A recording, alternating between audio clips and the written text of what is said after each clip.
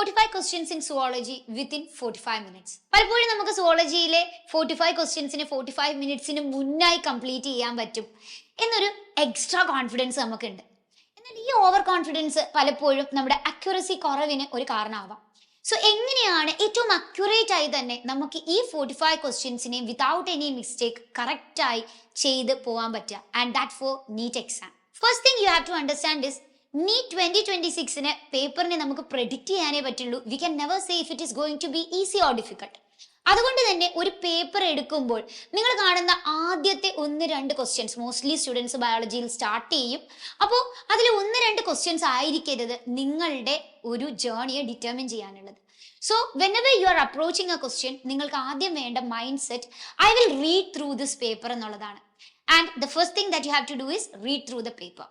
Read through the paper നമ്മൾ ചെയ്യുമ്പോൾ അതിൽ almost every NEET entrance exam നമ്മൾ കണ്ടിട്ടുള്ളത് more than 60% questions for biology was on easy level. അതുകൊണ്ട് തന്നെ there is the 60% of questions lying for you. നിങ്ങൾക്ക് first ഗ്ലാൻസിൽ തന്നെ ആൻസർ ചെയ്യാൻ പറ്റുന്ന രീതിയിലുള്ള ക്വസ്റ്റ്യൻസ്. ഈ ക്വസ്റ്റ്യൻസിനെ പിക്ക് ചെയ്ത് ആൻസർ ചെയ്ത് പോവുക എന്നുള്ളതാണ് നിങ്ങളുടെ ഫസ്റ്റ് സ്മാർട്ട് ഡിസിഷൻ. സോ ഈ ഇത്രയും ഈസി ക്വസ്റ്റ്യൻസിന് നിങ്ങൾ ആൻസർ ചെയ്ത് പോകുമ്പോൾ അതിന്റെ ഇടയ്ക്കിടയ്ക്ക് ആയിരിക്കും നമുക്ക് ഡിഫിക്കൽട്ടും അതുപോലെ തന്നെ മീഡിയം ലെവൽ ക്വസ്റ്റ്യൻസും ഉള്ളത്. ചിലപ്പോൾ മീഡിയം ലെവൽ ക്വസ്റ്റ്യൻസിനെ നിങ്ങൾ ഫസ്റ്റ് ഗ്ലാൻസിൽ വായിക്കുമ്പോൾ നിങ്ങൾക്ക് ആൻസർ കിട്ടാം. ചിലപ്പോൾ ചില ക്വസ്റ്റ്യൻസ് നിങ്ങൾ കംപ്ലീറ്റ്ലി കൺഫ്യൂസ് ചെയ്യാം. The thing that you have to do is drop that questions right there. ഒരിക്കലും ആ ക്വസ്റ്റ്യനെ ചെയ്ത് തീർത്തിട്ടേ അടുത്തയിലേക്ക് പോകുന്നുള്ളൊരു ഡിറ്റർമിനേഷനിലല്ല നിങ്ങൾ പോവേണ്ടത്. Leave it. ബയോളജിയിലും you will get difficult and moderate questions which can be confusing. അപ്പോൾ പിന്നെ ആ ക്വസ്റ്റ്യൻസിനെ എപ്പോൾ അപ്രോച്ച് ചെയ്യണം? When you come back again. Yes, നിങ്ങൾ ബയോളജിക്ക് ഒരു പെർട്ടിക്കുലർ ടൈം ഫിക്സ് ചെയ്ത് വെക്കുക. So I will complete 45 questions within 30 minutes എന്ന് നിങ്ങൾ ഫിക്സ് ചെയ്യുകയാണെന്ന് വിചാരിക്കുക. ഈ 30 മിനിറ്റ്സിൽ നിങ്ങൾക്ക് കിട്ടുന്ന ക്വസ്റ്റ്യൻസിന്റെ എല്ലാം ആൻസർ ചെയ്ത് പോവുക. And whichever you are finding difficult, അതിനെ അവിടെ കീപ്പ് ചെയ്യുക. Go to the other sections and after that come back and do the rest of the questions. അപ്പോൾ എപ്പോഴും ടൈം ഫിക്സ്ഡ് ആയി കീപ്പ് ചെയ്ത് നിങ്ങൾ മൂവ് ചെയ്യുന്നത് എക്സാമിന് ഡിഫിക്കൽട്ട് ആയാലും ഈസി ആയാലും നിങ്ങളെ ഈസി ആയി ക്യാരി ചെയ്ത് കൊണ്ടുപോകാൻ സഹായിക്കും. And the next important point is the way you actually study towards this last 10 minutes. നമ്മൾ ഈ ഒരു ലാസ്റ്റ് 10 മിനിറ്റിൽ കൂടുതൽ പുതിയ ടോപ്പിക്സോ പുതിയ കൺസെപ്റ്റ്സോ കവർ ചെയ്യുന്നതിന് പകരം ഓൾറെഡി നിങ്ങൾക്ക് അറിയാവുന്ന കൺസെപ്റ്റ്സിനെ കുറച്ചും കൂടെ തറവാക്കി അതിലെ ക്വസ്റ്റ്യൻസ് നിങ്ങൾ കറക്റ്റായി ചെയ്തു പോവുക. സോ ലാസ്റ്റ് മിനിറ്റ് പ്രിപ്പറേഷനിൽ എപ്പോഴും മിസ്റ്റേക്സിനെ ഫോക്കസ് ചെയ്ത് പഠിക്കുക. ഒരിക്കലും ന്യൂ കൺസെപ്റ്റ്സിലേക്ക് പോവേണ്ട ആവശ്യമില്ല. എക്സസീവ് ആയിട്ടുള്ള റീഡിങ് ആക്ച്വലി ഇനി നമുക്ക് പ്രാക്ടിക്കലി പോസിബിൾ അല്ല. സോ ഒരു ടോപ്പിക് എടുക്കുക, ആ ടോപ്പിക്കിൽ നിങ്ങൾക്കുള്ള മേജർ ഹെഡിങ്സ് എല്ലാം ക്യുക്ക് മെന്റൽ റിവിഷൻ ചെയ്യുക. അതിൽ നിങ്ങൾക്ക് തെറ്റിയ ക്വസ്റ്റ്യൻസിനെ എല്ലാം ഒന്ന് ചെക്ക് ചെയ്യുക. And the next is diagrams in NCERT. Yes, NCERTയിലെ ഡയഗ്രംസ് നോക്കി പഠിക്കുമ്പോൾ പലപ്പോഴും ഈ ഡയഗ്രംസ് ആൻസർ പേപ്പറിലേക്ക് നമ്മുടെ ക്വസ്റ്റ്യൻ പേപ്പറിലേക്ക് വരുമ്പോൾ നമ്മൾ പെട്ടെന്ന് മിസ്റ്റേക്ക് വരുത്തും.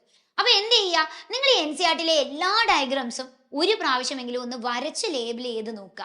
That will really help you to crack those questions.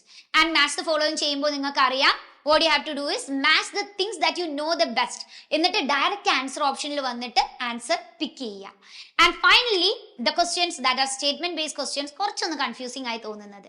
ഇതിനെ ഏറ്റവും കറക്റ്റായി ചെയ്യാനായിട്ട് ഫസ്റ്റ് തിങ് എന്ന് പറയുന്നത് ഇവിടെയുള്ള കീ വേർഡിനെ മാർക്ക് ചെയ്യുക. When you are reading the question the first time itself ഒരു പെൻസിൽ വെച്ച് note correct, incorrect or correct ഈ കീ വേർഡ്സിനെ മാർക്ക് ചെയ്ത് പോവുക.